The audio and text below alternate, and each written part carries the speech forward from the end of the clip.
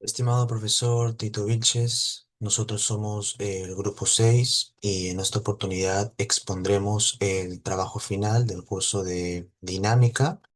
En este trabajo presentaremos el análisis de un mecanismo romboidal de cuatro barras. La dinámica, como parte fundamental de la mecánica clásica, permite comprender cómo las fuerzas generan movimiento y cómo este comportamiento puede aplicarse en el diseño de sistemas ingenieriles. El propósito de este trabajo es mostrar la relevancia práctica de estos conceptos, mediante el estudio cinemático del mecanismo y el desarrollo de los cálculos correspondientes. El objetivo general es evaluar la posible aplicación práctica del mecanismo, estableciendo las dimensiones de referencia de cada barra y analizando su funcionamiento a partir de sus relaciones geométricas. Como objetivos específicos, se plantean determinar los ángulos adecuados para optimizar su desempeño y facilitar el cálculo de velocidades y aceleraciones, también analizar energía cinética, impulso lineal y movimiento angular utilizando software. También modelar y simular el sistema en Inventor para visualizar su movimiento, identificar potenciales aplicaciones industriales y por último verificar la viabilidad de fabricación de las dimensiones propuestas. Mi nombre es Fabricio. En esta oportunidad yo les explicaré sobre la dinámica. La dinámica es la rama de la mecánica que estudia el movimiento producido por la acción de fuerzas. La masa actúa como resistencia a cualquier cambio, ya sea iniciar el movimiento o modificar la velocidad. Aunque en el lenguaje común se asocia con energía o actividad, en física la dinámica describe la capacidad de un cuerpo para responder a una fuerza. Para analizar velocidades y aceleraciones internas, se emplean modelos lineales equivalentes que simplifican el cálculo mediante el principio de superposición. Uno de los puntos más importantes es la cinemática de un cuerpo rígido. La cinemática de un cuerpo rígido analiza el movimiento de objetos sólidos que no solo se deforman, es decir, que mantienen su forma y dimensiones constantes. Este estudio se realiza dentro de un entorno tridimensional. El movimiento general de un cuerpo rígido se puede describir como una combinación simultánea de traslación y rotación. A partir de esa combinación se clasifican en tres tipos de movimiento. Uno que es la traslación total, rotación total y movimiento en plano, que el movimiento combinado también llamado rototraslación. Esto quiere decir que el segundo punto más importante es el movimiento de traslación pura. La traslación pura ocurre cuando un objeto combina de posición sin modificar su orientación. Esto significa que todo cuerpo se mueve en un bloque sin girar. Todas las partículas que se componen tienen exactamente la velocidad y siguen las trayectorias paralelas, así cubriendo las distancias iguales de un mismo tiempo. Este tipo de movimiento es común ya que en mecanismos lineales como pistones o sistemas, estos se deslizan sobre rieles donde el desplazamiento debe ser uniforme. Otro punto más importante es el movimiento de rotación pura. Esto nos quiere indicar que la rotación pura se presenta cuando un cuerpo gira alrededor de un punto fijo. En este caso, la orientación sí cambia, pero la posición de un punto giro se mantiene constante. Cada punto de objeto describe una trayectoria circular concentrando con respecto al eje de rotación. El cuerpo entero cambia de ángulo, pero no se desplaza del lugar. Este movimiento es típico en piezas unidas mediante pivotes fijos o como una manivela o un volante mecánico. Otro punto más importante es el movimiento de rototraslatorio. El movimiento rototraslatorio es uno de los desplazamientos más complejos donde el objeto se traslada a lo largo de la trayectoria mientras el tiempo rota alrededor de su propio eje. En términos simples, el cualquier avanza pero gira simultáneamente. El movimiento integra los efectos de traslación y la rotación dentro de un único cuerpo rígido. Para así poder analizar adecuadamente se emplea vectores de velocidad que incluyen tanto el desplazamiento lineal como el cambio de orientación. En este tipo de movimiento es muy común el mecanismo de tres o cuatro barras, especialmente en los eslabones intermedios. La ley de Kirchhoff es una herramienta fundamentalmente en análisis de mecanismos articulados, que esto nos ayuda a establecer que la suma del eslabón sea más corto y más largo debe ser menor o igual que la suma de los otros dos. Si esta condición se llega a cumplir, el mecanismo pertenece a la categoría del mecanismo de Kirchhoff, lo que garantiza que al menos uno de los eslabones podría realizar una rotación completa de 360 grados. Esto es esencial ya que en sistemas motorizados porque asegura la movilidad continua y evita que los bloques mecanismos se podrían dañar el mecanismo. Por esta razón, la ley de Crashhow se utiliza en la etapa inicial de diseño para así poder evaluar que el mecanismo sea funcional y estable. La dinámica es fundamentalmente porque se encarga de estudiar así las fuerzas que originan o modifican el movimiento. Esto quiere decir que mientras la cinemática solo describe cómo se mueven los cuerpos, pero la dinámica explica por qué se mueven y qué factores provocan esos cambios. A diferencia de la cinemática, la dinámica analiza los cambios de estado. Por ejemplo, cuando un objeto pasa de estar en reposo o moverse o cuando su velocidad aumenta o disminuye. Esto cuantifica las fuerzas y interactúan en el sistema para así partir de ellas y formar ecuaciones que describen como el comportamiento del mecanismo. Toda dinámica se fundamenta en la ley de Newton, que es el principio de inercia, que explica por qué un objeto permanece en su estado menos que la fuerza actúa sobre él. También es importante que la relación entre la fuerza y la aceleración, expresa como F, es igual a masa por A, que esto nos permite calcular cómo responde un cuerpo ante la fuerza aplicada. Y la ley de la acción, reacción que aparece en cualquier interacción entre los elementos del mecanismo. Gracias a estos principios podemos entender que realmente cómo funciona un mecanismo, que la barra acelera más, que pieza genera el movimiento principal, cómo así transmiten las fuerzas y cómo se convierte un giro continuo, un movimiento oscilante o lineal. Por eso la dinámica no solo sirve para describir el comportamiento del sistema, sino también para diseñar, optimizar y evitar fallos. Básicamente, el mecanismo que hemos analizado corresponde a una configuración clásica. Específicamente, se trata de un sistema articulado compuesto por tres barras móviles y una base fija. La barra uno, que vendría a ser la manivela AB, es el eslabón de entrada, ya que tiene una longitud de 0,5 metros y realiza un movimiento de rotación pura completa de 360 grados, impulsada por un motor a una velocidad constante de 2 radianes por segundo. La barra 3, que vendría a ser el balancín CD, es el eslabón de salida, ya que mide 0,8 metros y a diferencia de la manivela, su movimiento es de oscilación. En otras palabras, va y viene en un arco limitado, también pivoteando sobre un punto fijo. La barra 2, que vendría a ser el acoplador BC, es la pieza clave que conecta la entrada con la salida, transmitiendo el movimiento de forma compleja. La función principal de esta configuración geométrica específica es transformar el movimiento. Mejor dicho, tomamos una energía rotacional continua en la entrada, por ejemplo, como la de un motor eléctrico, y la convertimos en un movimiento oscilante o de vaivén en la salida, lo cual es muy útil para la aplicación o aplicaciones de empuje repetitivo. Aquí es donde nos preguntamos, ¿dónde vemos esto aplicado en la ingeniería civil en la vida real, no? Pues básicamente este tipo de mecanismos, regidos por la ley de Grashow, son fundamentales por su eficiencia y robustez mecánica.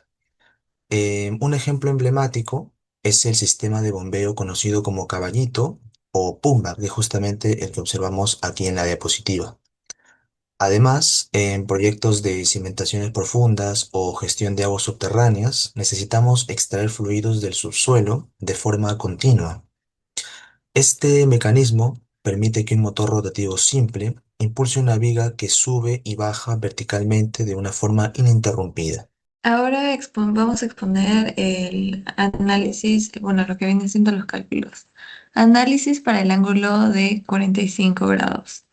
El análisis de las tres barras. Primero vamos a analizar lo que es la barra AB, que tiene un movimiento de rotación pura.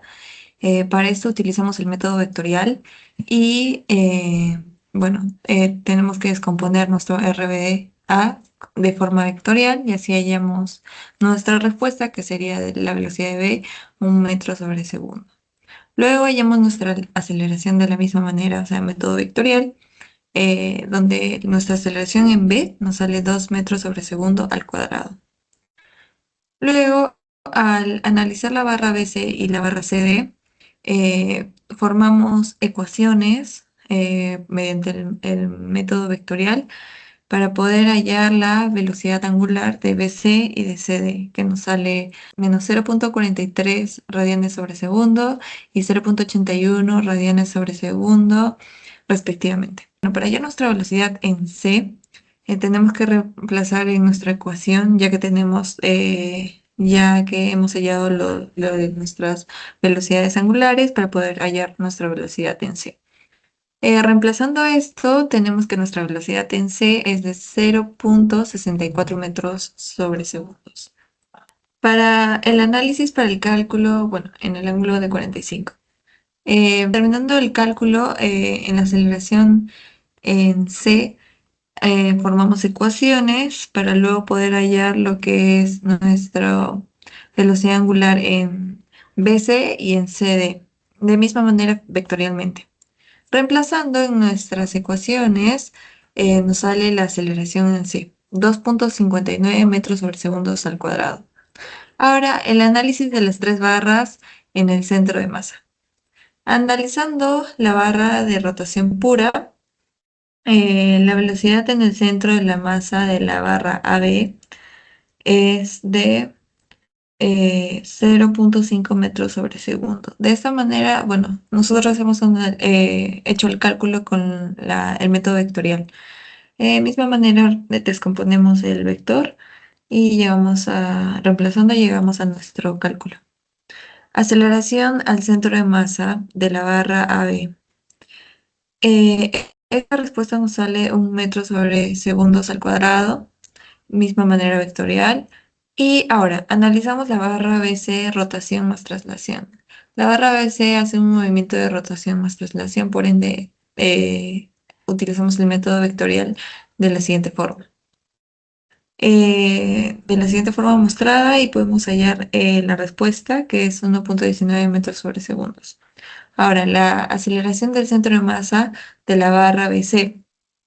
Para utilizamos lo mismo, lo que es el método vectorial, y reemplazando con los cálculos ya hechos, nos sale que la respuesta es de 2,80 metros sobre segundo al cuadrado. Continuando con esto, también podemos hallar lo que es la aceleración del centro de masa que, bueno, como comenté, era 2,80 metros sobre segundo al cuadrado. Analizamos la barra CD que tiene un movimiento de rotación pura. Por ende, bueno, en la velocidad en el centro de masa de la barra CD, el análisis viene siendo vectorialmente, pero ya para el movimiento de rotación pura. Calculando esto, la respuesta nos sale 0,32 metros sobre segundos. La aceleración del centro de masa de la barra CD, vectorialmente, la respuesta nos sale 1,30 metros sobre segundos al cuadrado. Estas, como se pueden ver en la siguiente imagen, son nuestras respuestas de los cálculos. Ahora vamos a hacer el análisis para el ángulo de 90. El análisis para el ángulo de 90, analizaremos las tres barras. Analizando la barra AB de rotación pura, ya que tiene un movimiento de rotación pura, vamos a utilizar lo mismo, lo que es el método vectorial. Donde nuestra respuesta de la velocidad de B nos sale 1 metro sobre segundo. De la misma forma, hallaremos la aceleración en B, que nos sale 2 metros sobre segundo al cuadrado. Analizando, bueno, ahora vamos a analizar la barra BC y CD. Analizaremos la velocidad en C en la barra BC, donde primero hallaremos nuestra velocidad angular de BC y de CD para proceder a hallar la velocidad en C. Que, bueno, nuestra velocidad en C nos sale 1,28 metros sobre segundos. Luego de este cálculo, vamos a analizar la aceleración en la barra CD, que tiene un movimiento de rotación pura. Para eso aplicaremos lo que es el método vectorial, pero para su forma, que viene siendo rotación pura. Llegamos a la conclusión que, bueno, hallando de esto, podemos hallar lo que es la aceleración angular de BCE y de CD, que nos sale menos 0.594 radianes sobre segundo al cuadrado y de CD 1.437 radianes sobre segundo al cuadrado. Todo esto para hallar nuestra aceleración en C, que nos sale 2.753 metros sobre segundos al cuadrado. Continuamos con el análisis. Vectorialmente hallamos nuestra aceleración angular, que es en BC en CD, como se muestra en la imagen, menos 0.594 radianes sobre segundo al cuadrado y 1.437 radianes sobre segundo al cuadrado. Reemplazando en la ecuación 4, podemos hallar nuestra aceleración en C, que nos sale 2.753 metros sobre segundo al cuadrado. Ahora, el análisis en la barra, en las barras en el centro de masa. La velocidad en el centro de masa de la barra AB, vectorialmente, aplicando lo que es vectores, descomponemos de la misma forma y nuestra velocidad nos sale de 0.5 metros sobre segundo. Ahora, para hallar la aceleración de centro de masa de la barra AB, aplicamos método vectorial y nos sale 1 metro sobre segundo al cuadrado. Ahora analizamos la barra BC, teniendo en cuenta que es rotación más traslación, donde nuestra velocidad del centro de masa nos sale 0.97 metros sobre segundos. Para la aceleración de esta nos sale 2.11 metros sobre segundos al cuadrado. Ahora, analizando la barra CD, que hace un movimiento de rotación pura, nuestra velocidad de centro de masa nos sale 0.94 metros sobre segundos. Y por último, nuestra aceleración de centro de masa de esta misma barra nos sale 1.242 metros sobre segundo al cuadrado. A continuación se puede ver nuestra tabla de resultados y eso sería. Bien, continuamos con los cálculos, donde se realiza el análisis de fuerzas y aceleraciones de las tres barras. Primero comenzamos a definir las propiedades inerciales de nuestro mecanismo a partir de las dimensiones geométricas y también de la sección transversal, donde se calcula la masa y la inercia. También vale recalcar que se usa el acero A36 con una densidad estándar de 7.850 kilogramos por cada metro cúbico. Como ya se mencionó antes, se realiza el cálculo de la masa como se observa acá, donde se obtiene que la masa en esta barra AB nos da un resultado de 3.925 kilogramos y la inercia, que también se observa acá, respecto al centro de gravedad, aplicando una fórmula para una barra delgada. Continuamos con el análisis de la barra AB de manivela y rotación pura, donde se realiza un diagrama de cuerpo libre de causas, donde actúan en los pasadores A y B componentes tangencial y normal y obviamente el peso, e igualamos este diagrama de cuerpo libre de causas al diagrama cinético de efectos, donde muestran vectores inerciales. Es importante también recalcar que se usan dos leyes. Se usa la segunda ley de Newton y también la ley de Euler. En esta sumatoria de momentos en el centro de masa nos permite relacionar las fuerzas tangenciales de A y B, donde también se hace una sumatoria de fuerzas normales y tangenciales. Planteamos las ecuaciones dinámicas igualándolos a la masa por la aceleración del centro de masa. Desde ese sistema obtuvimos nuestras primeras relaciones de incógnitas para las relaciones A y B. Y continuamos con el análisis de la barra CD, que se puede observar aquí, donde planteamos las nuevas ecuaciones rotacional y traslacional, que es clave para notar que las fuerzas C son las que conectan con el resto del mecanismo. Resolviendo la sumatoria de momentos y fuerzas, obtuvimos que el sistema tiene dos ecuaciones, la ecuación 1 y la ecuación 3, que nos permiten despejar los componentes tangenciales, resultando, por ejemplo, que la fuerza tangencial de C es 14.198. Después analizamos también en la barra BC, pero esta vez de acoplador y movimiento plano general, donde al principio de la acción y reacción la fuerza B y C son iguales en magnitud, pero opuestos a las que actúan en las barras AB y CD. Al planear la sumatoria de momentos, las ecuaciones y las barras y las ecuaciones de momentos y fuerzas, cerramos el sistema de ecuación global. Con ello, obtenemos ya los resultados preliminares, que serían los resultados de la fuerza normal C, que se observan aquí, que es de 33,43 newtons, y también de la fuerza normal en B, que es de 32,73 newtons. Por último, ahora sí obtenemos finalmente el traslado de estos valores en las ecuaciones de las barras fijas, donde hallamos que los apoyos A y el apoyo D, donde el apoyo D, por ejemplo, tiene como resultado 127,78 newtons. Para los cálculos de la energía cinética del sistema, se sabe que la energía cinética de un cuerpo rígido en movimiento plano se compone de dos partes.